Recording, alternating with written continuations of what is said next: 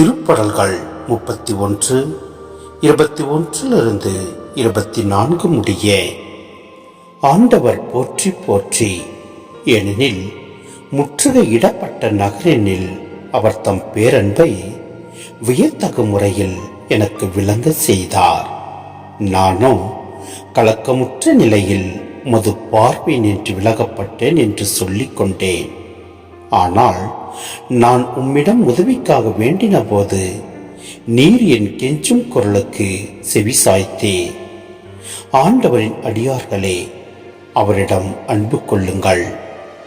ஆண்டவர் பற்றுறுதியுடையோரை பாதுகாக்கின்றார்.